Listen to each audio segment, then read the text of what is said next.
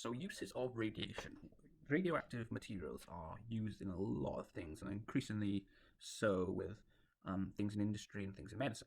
What are the classic stereotypical uses that are covered or often come up at GCSE? So the first thing to do is before you can go into these, make sure you know your basics of the radioactivity course of GCSE. You've looked at half-life, you know the difference between contamination, irradiation, ionization, and penetration, and you know the main types of radioactivity: alpha, beta, gamma, X-rays as well. So if you're unsure of those, go back and watch some of the previous videos to make sure you get them. So the key thing of any use of radiation, because we're going to cover some of the stereotypical ones here, but they could always come up with some random thing in an exam to try and catch you out. So the key thing is to always think about the features of that radiation and then linking it to the use. So what do we mean by the features of the radiation? We mean what is the half-life of the radioactive material? Is it something that's going to last for a long time? It's going to be radioactive for a long time. We mean its ionization power. How ionizing is it? Ionization power. And remember, ionization power is to do with the charge and the mass. So, for example, alpha particles are very ionizing because they have high charge and heavy mass. So they're going to knock lots of electrons off something. They're going to be very ionizing. We'd also be referring to the penetrating power. So how far will they penetrate through different types of materials? Can they get through skin, or do they need lead to block them? Another thing you might be referring to is the potential for harm, which is going to be linked to the ionizing and penetrating power. Another thing may be to do with the contamination or irradiation. So remember, irradiation is when you're exposed to the radiation coming off a radioactive substance. So like maybe there's gamma rays coming off something and they're going into your body. Whereas contamination would be that some of the radioactive material gets into your body or on your skin. So these are the things that we would be referring to. So one classic use is the smoke detector here. It's the smoke alarm. So smoke alarms have usually a small amount of americunium in them, and that's why you cannot dispose of a smoke alarm by just throwing it in the rubbish bin. You need to dispose of it properly because they have this small amount of radioactive material in it. And americunium is an alpha emitter. So inside the circuit here, there's going to be a gap, okay? And you're going to have your alpha emitter. Well, that's the alpha emitter there, and it's going to be giving off alpha particles going across that gap. And it's going to have to be a very small gap because if you remember, your penetrating power, alpha can only go a few centimeters in air, and then because it's got such a weak penetrating power, if smoke was to come along, that smoke is going to be enough to block the alpha particles from reaching the other side, which would mean they're not going to be detected on the other side by the detector, and that's going to set off the alarm. And that's the basic principle behind smoke detector. So you'd be talking about, well, you need to use alpha because obviously beta and gamma would penetrate straight through the smoke and they would still be detected. So the smoke wouldn't affect their detection, and therefore the alarm wouldn't go off. You'd maybe mention if they're half-life, you would obviously want something that's got a very long half-life because you wouldn't want the amount of radioactivity to drop because the alarm may go off, and you wouldn't want to have to replace it all the time. So you would want something with a half-life of many, many years, okay? It's safe as well because it's not going to give us any harm because it's sealed within inside. So the alpha particles cannot escape this thing. So we cannot irradiate us in our home. We can't get contaminated because it's all inside this plastic container. Another classic example is sterilizing. Now this could be sterilizing food. It could be sterilizing food. It could be sterilizing surgical equipment. Okay, and we're going to use gamma rays for this. Okay, so we're going to emit gamma rays at the substance.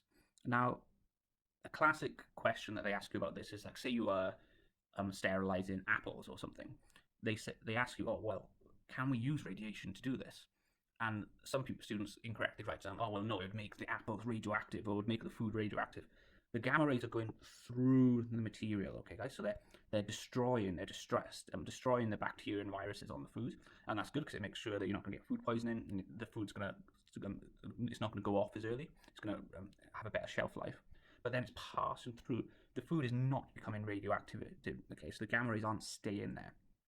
So the food is not contaminated. It's only being irradiated. Again, there you'd maybe say something about, well, it's half-life. You want something that's going to last a long time in your factory. You don't want to have to be replacing it. We've got to use gamma because, well, alpha wouldn't pass through even the air, and beta may not pass through the substance. So we use gamma for irradiation for things like sterilizing equipment.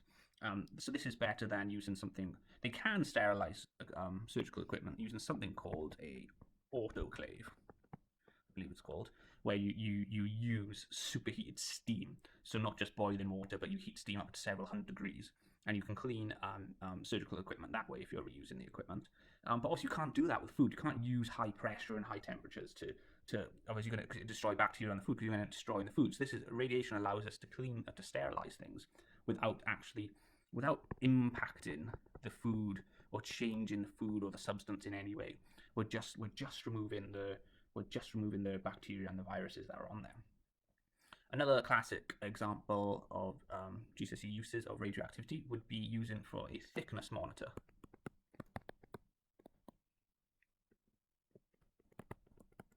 So a thickness monitor. So this could be something like you're in a factory and it's producing some metals or some cardboard or something, and it would have to be a thin metal because we can't use.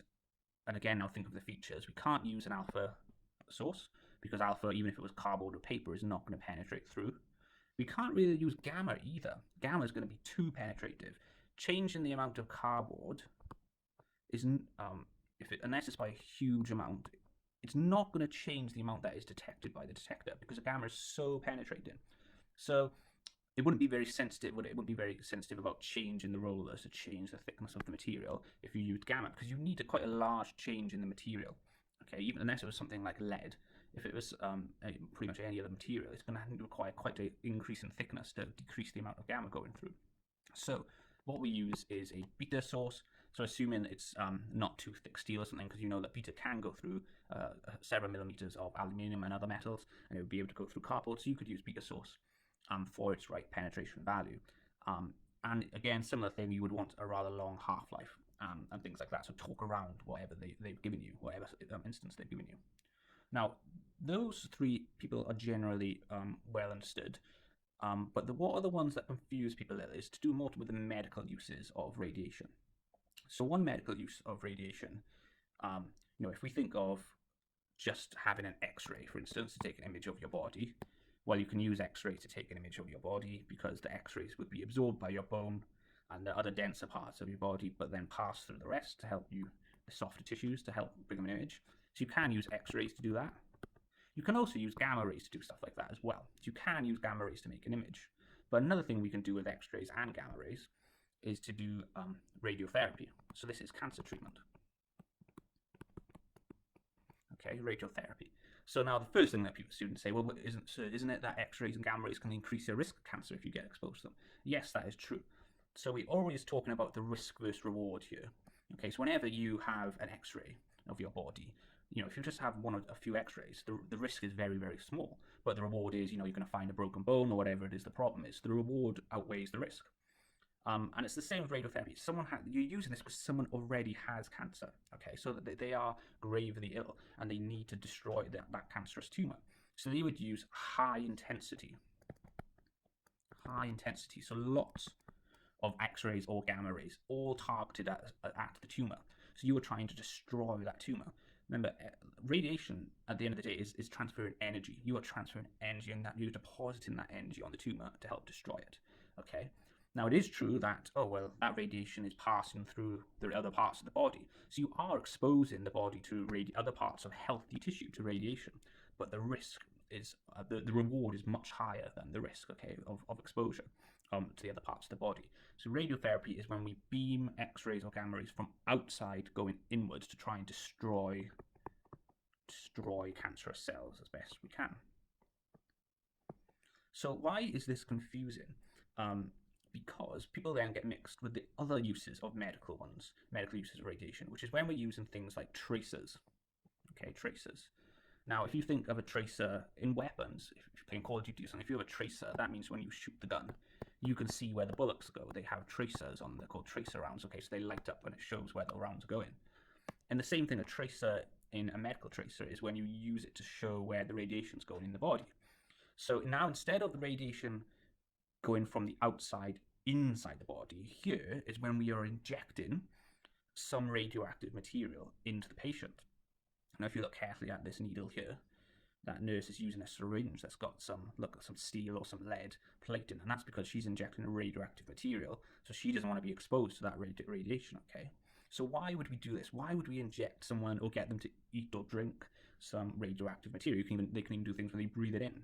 So they inject them with the radioactive material, and that radioactive material is going to give out radiation. Okay, so now instead of the radiation going from inside, the radiation is coming from inside outwards, and you're going to have detectors on the outside. Okay, so you're going to have detectors around. So the person, you'd inject some radioactive material in, and you'd place the patient into a detector, and all that radiation is going to be detected from the radioactive material.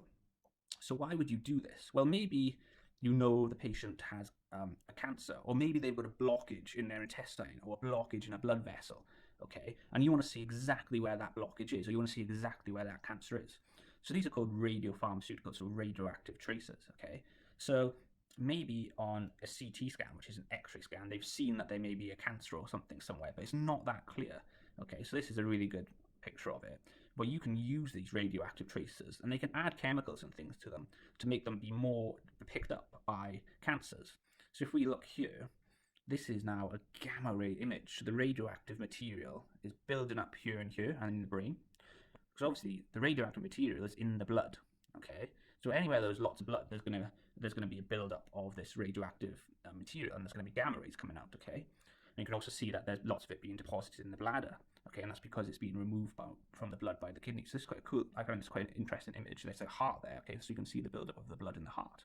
But they've added chemicals to this substance, so that it's getting detected by the tumor. Now, if you look on this image of the X-ray here, so this was our X-ray image, just a normal what they may use first of all to look for cancer. You can't see, or I can't make out. The doctor may be able to, but there's nothing there on the liver of the patient. Okay, whereas using this gamma ray image used from the radioactive tracers actually picked up that there might be a tumor in this person's liver there, okay? And what they can do is they can overlay these images together, and now they know, oh, look, this patient has got potentially some cancer in his tumor, in his liver, okay, a tumor in his liver. And now they know, oh, we're going to use radiotherapy, or we're going to do surgery, we're going to try and cut out that tumor. So this is really useful stuff. So radioactive tracers are radioactive materials that we've put inside the body, and the radiation is coming from outwards. Okay, so like this is one of someone's intestines here. So maybe you were looking for a blockage, or maybe a rupture in the intestines, or same with blood vessels and things. Okay, so these are really useful in modern medicine. They can find problems that otherwise wouldn't have been picked up. So like we said at the start, we should always be linking the features. So what type of thing would work really well as a radioactive tracer? Well, it would have to be a gamma emitter, wouldn't it? It would have to be gamma, okay? Because the gamma would be able to penetrate through outside the body, and then be detected by the detectors around the body. Alpha and beta wouldn't penetrate outside. Why else would you use gamma? Well, it's because it's got a low ionization, isn't it? Low ionizing power. It's not going to do much harm to the patient, because again, wait there, aren't they injecting a person with radiation? That sounds really dangerous. But if you're using gamma, yes, you are exposing them to some radiation. Risk versus reward, though, the benefit outweighs the risk. Okay, it's going to do low harm because it's only gamma. How else are we doing low harm? Well, what type of half-life would we have? We're not going to have a half-life of a radioactive source that's going to last for years, are we? We don't want this to be in the patient for a long time. You'd maybe pick something with several hours, so it's long enough for them to do the procedure, but not so long that the patient is radioactive for a long time.